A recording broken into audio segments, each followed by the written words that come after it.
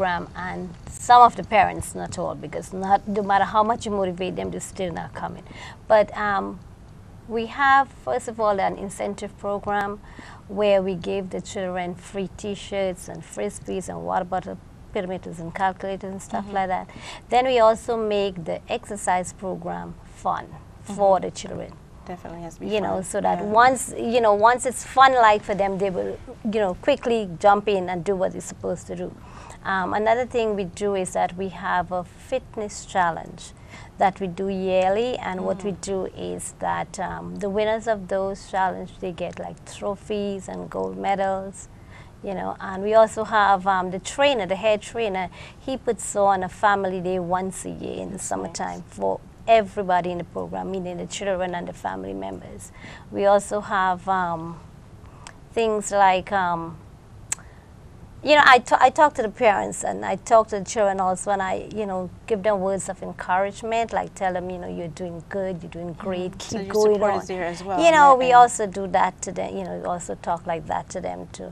And if there are any concerns the parents have or the children have, we try to address it. So in that way, they wouldn't feel left out or things like that, So it's Those are some of the ways, yes. What are some of the challenges in getting people to really stick to a workout regimen and come to the exercise, component of the program? Well, for some, not all, because some are very motivated, I must say.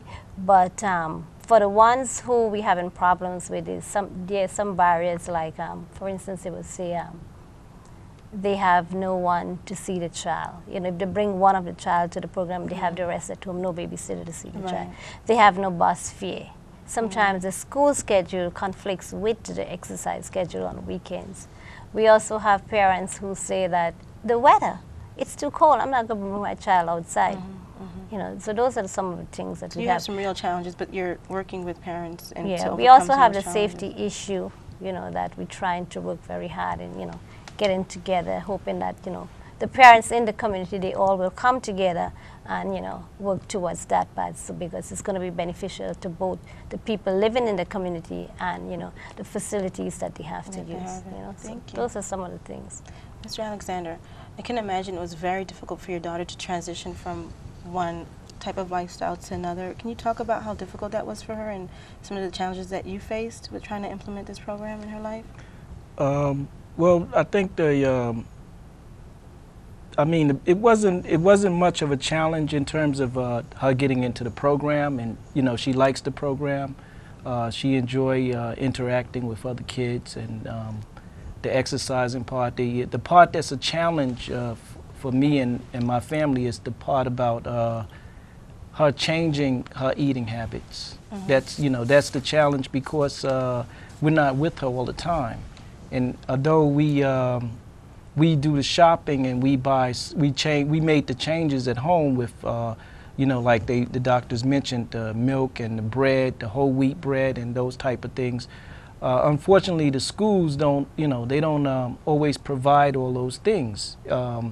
So we try to give her lunch to take to school, but even like with the milk, those type of things, where most of the schools offer 1% milk and low-fat milk, the kids will have a tendency to, every now and then try to get the chocolate milk, which is not, The flavor. right. So those are the challenges in terms of her being disciplining herself in terms of the foods that she eat. I don't like to use the term, sneak and get things, but sometimes, those are challenges that if the kids have their own money and you're not with them when they go to the store, then, they may slip and, they may buy things.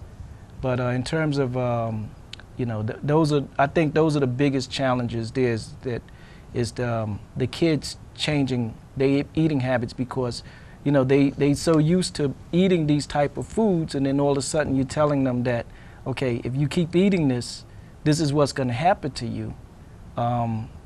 That's not something that they buy. They don't buy into it. Right. But I think a lot of the kids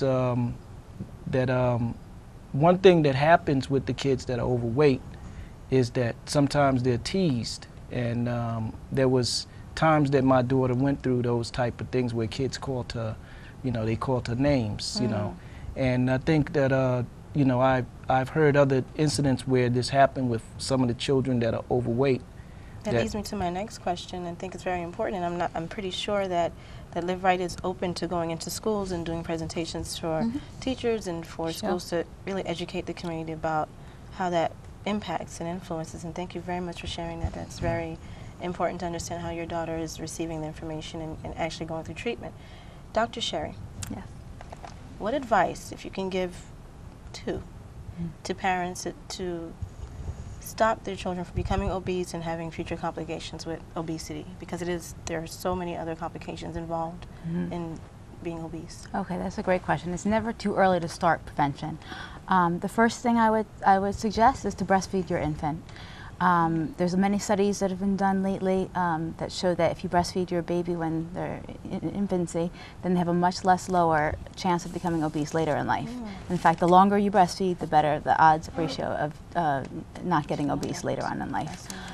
Read food labels. Teach your children early about different types of foods, and be a good role model yourself. If you're eating good foods and you're leading an active lifestyle and you're exercising, your kids have to emulate that, and they copy their parents. So yourself, your parents should take control early and set good examples. So it's never too late, but start young. Read your labels. So breastfeed. Breastfeed. That's Right. parents being proactive in their own education now. So reading labels, mommy's breastfeeding and dad's supporting that. And just having ongoing conversation and exercise and incorporating that into the family lifestyle, not remaining sedentary and becoming a couch potato, basically. Exactly. Exactly. Thank you. Dr. Duper, how do you see this changing in a disease in terms of 5 years from now? Do you think that there will be an impact where we'll see a reduction of obesity, or is it on the rise? How is that changing in the community? Practically, I think we're going to keep seeing a rise for the next couple of decades, because we just started surfacing this problem. And so I don't think we're going to see a dent. And first of all, we have to accept it as like a chronic disease. And the biggest challenge is in obesity, you have to fix people. And to fix people, it's going to take time. And we have to fix the environment which we live in. That's not going to be easy. However, I think the optimistic part is that a lot of people are now understanding the issue. Our administrators, our government, our policymakers are taking a stance in it. And so once we start changing the environment, I'm sure we could start making some headway, but we all have to take personal responsibility for this. It's not an individual problem, it's a community problem. It is individual too, because it's how you respond to the environment. You could say, okay, I'll be sedentary, or I'm going to go and exercise tonight. There are opportunities.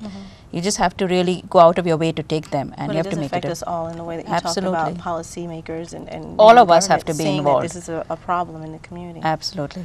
I've been so enlightened today. Thank you so much for sharing all of your wonderful expertise. I've learned so much about just reading labels. I was doing what you said, not knowing 100%, and just saying, oh, it says whole grain. It's good for me. Right, Eat it. right. Just hearing about your daughter and all of the achievements that she's been able to accomplish, I think it's wonderful. That you're even here to support that is really fascinating for me. Rena, working in the community, trying to get parents to be compliant and to really say that this is beneficial, not only for the child, but for the family and for the lifestyles. Dr. Sherry, I'm reading those labels. I need to exercise more. Yes. I have 2 children myself, so it's very important for me to teach them those habits, and it's been a pleasure having you here. Thanks for having me. Thank you. This is Healthy Beginnings. Thank you for being here with us today. I hope that you've received as much information as I have. And one last question before we leave. How do we get in contact with Live Right program? Well, you can call us at Brookdale Hospital, 718-240-8125, and ask for Rena, and she'll set you up. Okay, so the it's program. that easy. It's that simple. And it's a free program, right? Is it a free program? The medical part is covered by the insurance. Okay. But if they don't have insurance, we'll help them get it, and the exercises are free. Okay. So thank you so much, and it's been a pleasure. Have a blessed day. It was good.